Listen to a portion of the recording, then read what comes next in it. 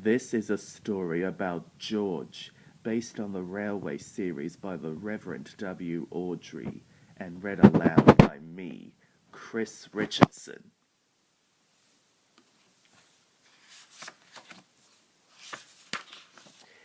This is a story about George the steamroller. He was proud and thought he was better than the engines. He enjoyed saying rude things to them about railways, but one day he met his match. One summer, workmen brought George the steamroller to work on the road next to the Fin Controller's station. The road was being widened, so the workmen took down the wall between the rails and the road. George didn't think much of railways or steam engines, so whenever he saw an engine travelling past, he made loud, rude comments about the railway. Sir Handel hadn't met George yet. His wheels had been slipping between the rails, so the Fin Controller sent him away to be fitted with new wheels with broader tires. When Sir Handel came back, the other engines teased him, saying he had steamroller wheels. "With my new wheels, I'll be able to go faster than any of you," Sir Handel said boastfully. The engines couldn't wait to see what would happen when arrogant Sir Handel met rude George the steamroller.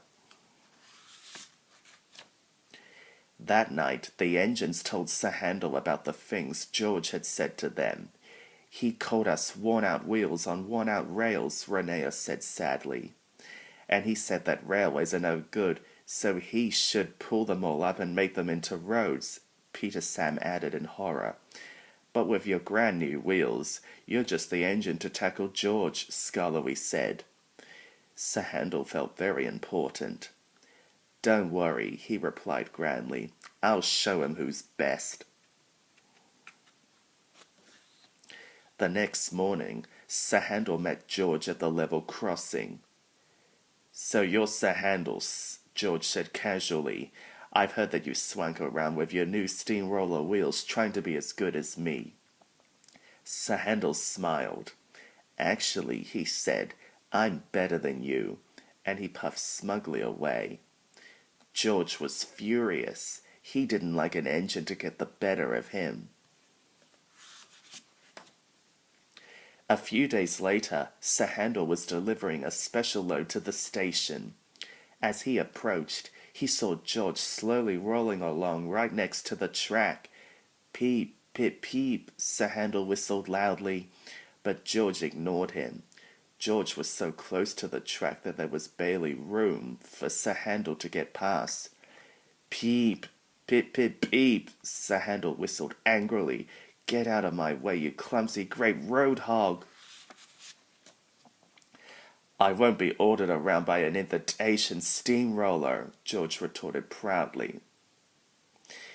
"Imitation steamroller," Sir Handel shouted crossly. "I'm no imitation of anyone.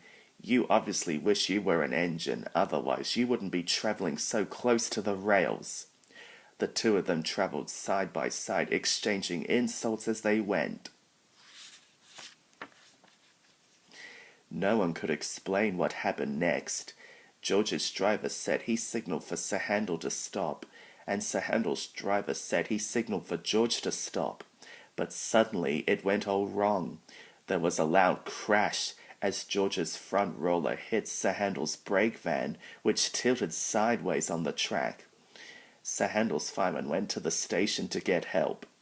George and Sir Handel stood in shocked silence, while as their drivers argued about whose fault it all was. A policeman arrived just in time to stop the drivers' argument, ending in fisticuffs. Soon after, the Fin Controller arrived with Rusty and the fireman to settle the matter. "I expected more from both of you," the Fin Controller said to Sir Handel and George. "Your silly quarrelling has caused chaos and delay." Sir Handel and George were sorry. They now realized that their feeding had caused trouble. Luckily, they hadn't been going fast enough to cause any damage. Once George had backed away, Rusty was coupled to Sir Handel. They moved carefully forward so the brake van tilted back onto the track. Then they hurried on to the station to deliver the special load. "Come on, George, we should get going too," said his driver. "We're starting a new job tomorrow on the other side of the island." George smiled. "It's a shame we're leaving," he said. "Having seen the engines work together in a crisis, I've decided that they're not so bad after all." In the engine shed that night, Sir Handel told the engines about the crash. Being a boastful engine, he exaggerated the story, telling them that it was a nearly terrible disaster, and that it was only his quick thinking that had saved them. "Wow," said Rheneas in admiration. "It sounds like you really have shown George who's best." Rusty knew the real story, but he kept quiet to let Sir Handel have his moment of glory.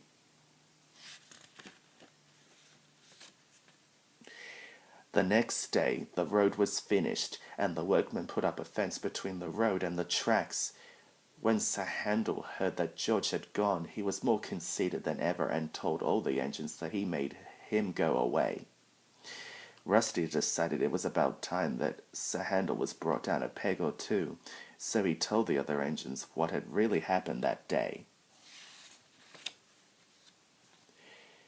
Suddenly, Sir Handel was being laughed at wherever he went. The engine said he needed his steamroller wheels to balance his big head. Sir Handel had learned a valuable lesson. He would never again make up silly stories just to make himself sound more important.